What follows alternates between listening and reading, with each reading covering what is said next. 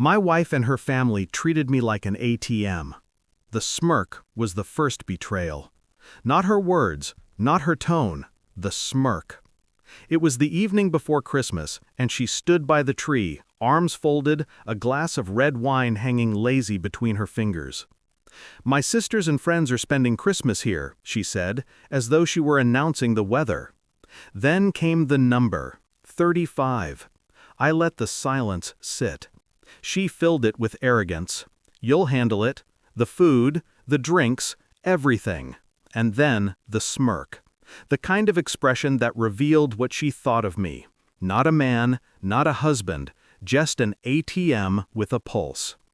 I smiled back, small, controlled. She mistook it for agreement. That night, when the house fell into silence and her laughter upstairs faded into sleep, I booked a flight to Florida. One seat, one way. Departure, 5 a.m. The plan had already been forming for weeks. Her smirk only gave me permission. When the door shut behind me the next morning, I didn't look back. I wanted her to see the truth without my presence to soften the blow. The kitchen stayed empty, the fridge bare, the counters unpolished. And for once, my silence would be louder than her demands. The truth is, this wasn't about Christmas, not really. It was about the slow bleed of years. Every month, her family with their endless needs. Help us with rent, buy us furniture, pay for the wedding. Her sisters treated my wallet like community property. Her friends treated my home like a bar. And she was the ringmaster. Each request wrapped in expectation. No gratitude, no respect. I told myself it was temporary, that marriage was compromise, that she would see me, eventually. But each transaction stripped me bare. I was no longer a husband. I was a provider, a machine. And when I began to question it, she weaponized silence. Withdrawal of affection, the subtle reminder that I wasn't enough. She didn't need to scream. The smirk carried all the contempt. That night, I realized something. She believed she had me trapped, but she had never once considered what would happen if I simply stepped out of the role she had written for me. I had already noticed the patterns. The phone that never left her hand. The sudden late-night errands. The strange perfume lingering when she came home. At first, I dismissed it. Marriage teaches you to forgive small lies. Until you realize they're not small. So I started collecting, quietly. Phone bills, bank statements, screenshots of messages she thought she had deleted. Not just spending my money, spending herself. Dinners, hotels, late nights in places she swore she'd never been. Each discovery tightened something inside me, but I never confronted her.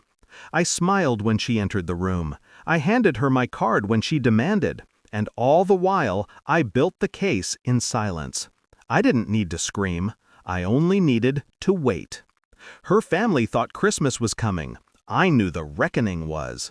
The truth arrived in an envelope. DNA results.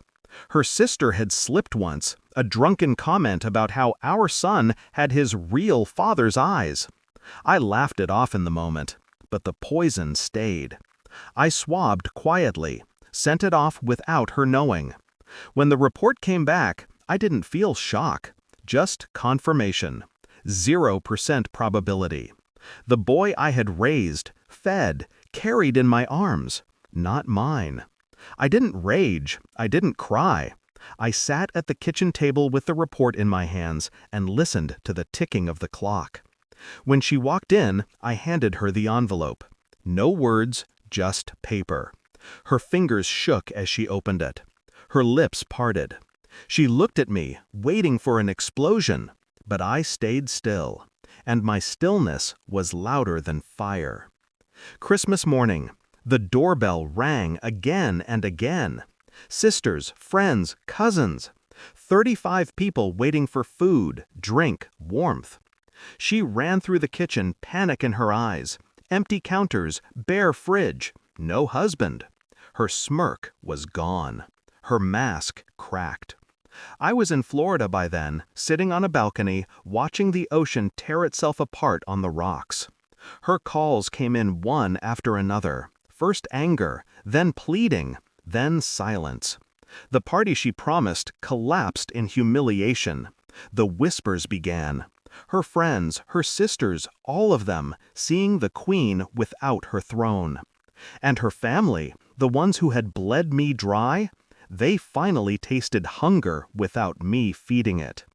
My revenge wasn't loud. It was absence. Absence of money, absence of presence, absence of care.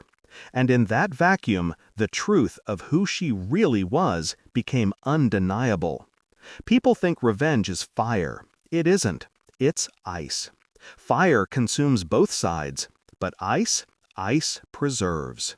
Ice remembers. Ice lasts.